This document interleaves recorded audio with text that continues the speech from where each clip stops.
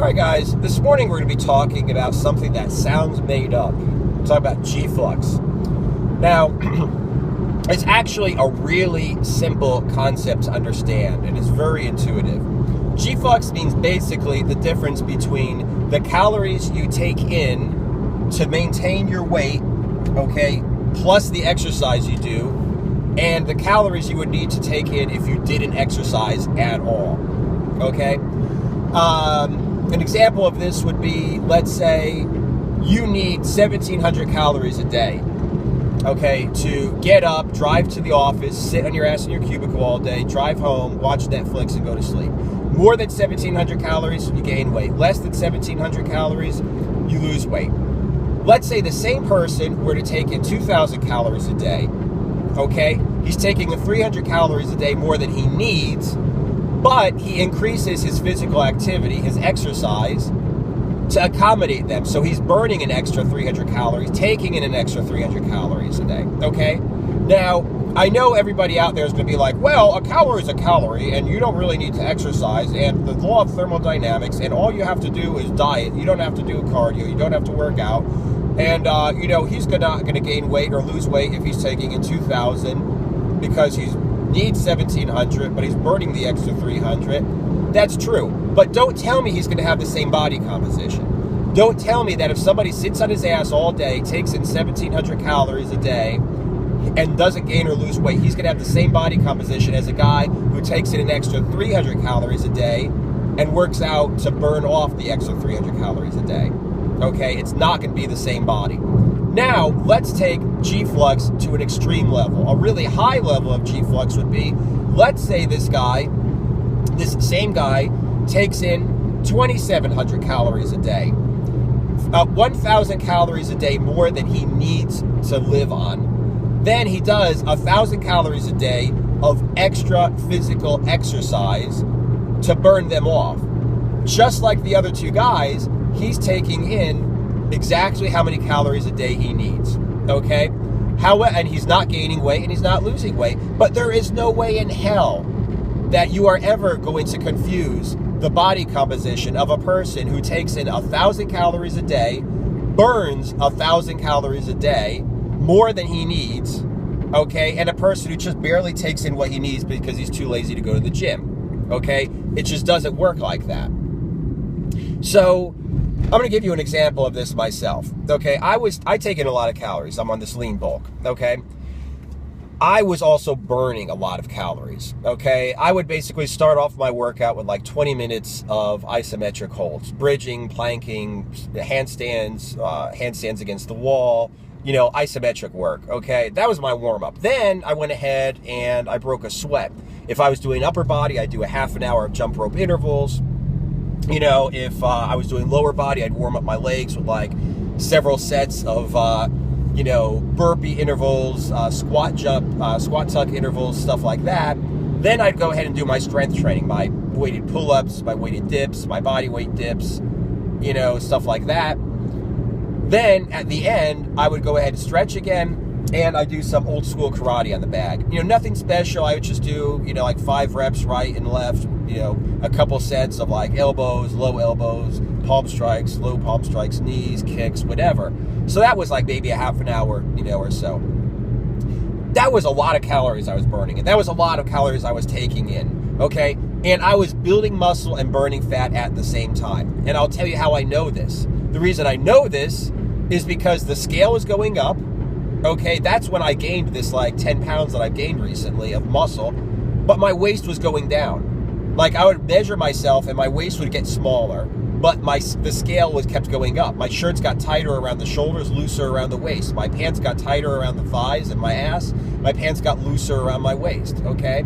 So I had a very high Flux and I was burning fat, building muscle at the same time, okay? Even though I was taking in the maintenance calories. Now, what happened was, I don't know if everybody knows this, but I broke up with my girlfriend for a little bit. There was this other girl I was seeing for a little bit, and she was kind of crazy. Good girl, but she was, kind of weird.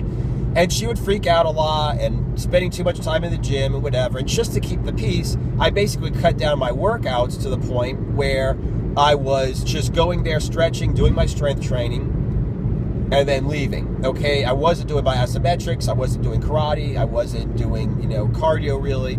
And to accommodate this, I cut down on the amount of calories I took in. And I also maintained my weight.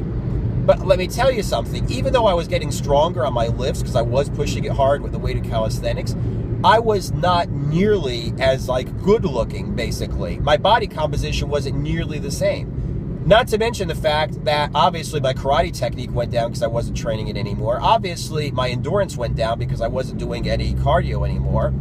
Okay?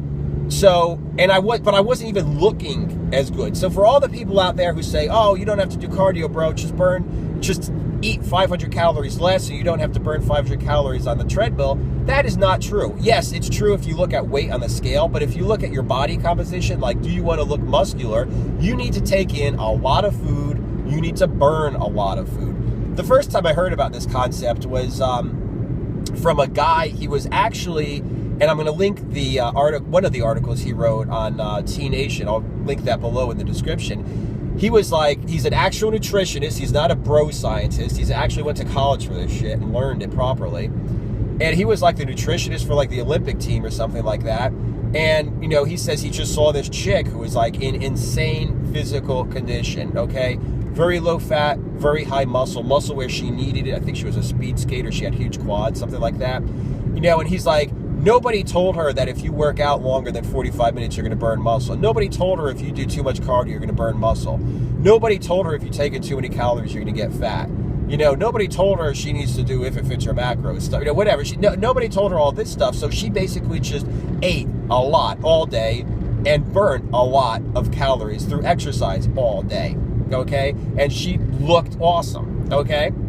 Rich Piana is a bro who comes up with the G-Flux concept. He says the same thing. If you want to get bigger, eat more. If you're not getting bigger, you're not eating enough. If you eat more and you start getting fat, do cardio. And he says you become a machine, which is basically what G-Flux is all about. He's your body becomes a machine. You take in a lot of calories, a lot of protein, you break your body down, you burn all the calories, and it just keeps going in a circle where you're just burning everything that you're taking in, but you're taking in a lot of calories, a lot of protein, a lot of food, and you're burning it all because you're exercising so hard, okay?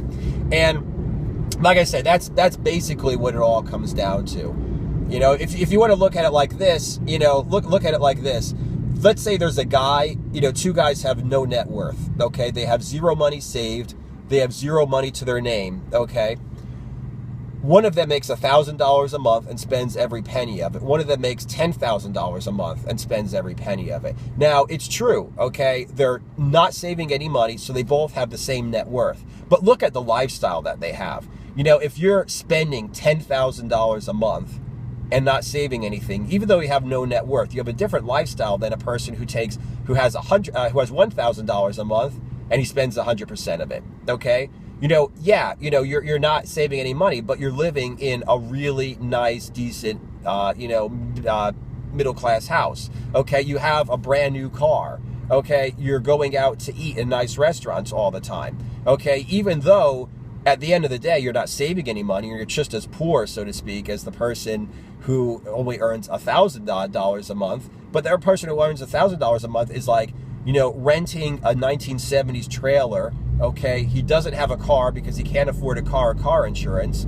He's eating whatever, Costco frozen food menus he's throwing in the microwave, and he can't even eat as much of that as he wants. He's getting drunk once a week because he can't afford all the natty daddies he likes to drink. So the bottom line is, what it really comes down to is, like I said, even though you're not actually increasing or decreasing their weight on the scale when you do this, what it really comes down to is just taking in a lot of calories and burning a lot of calories through quality exercise is certainly going to change the way that your body looks and the way that your body performs.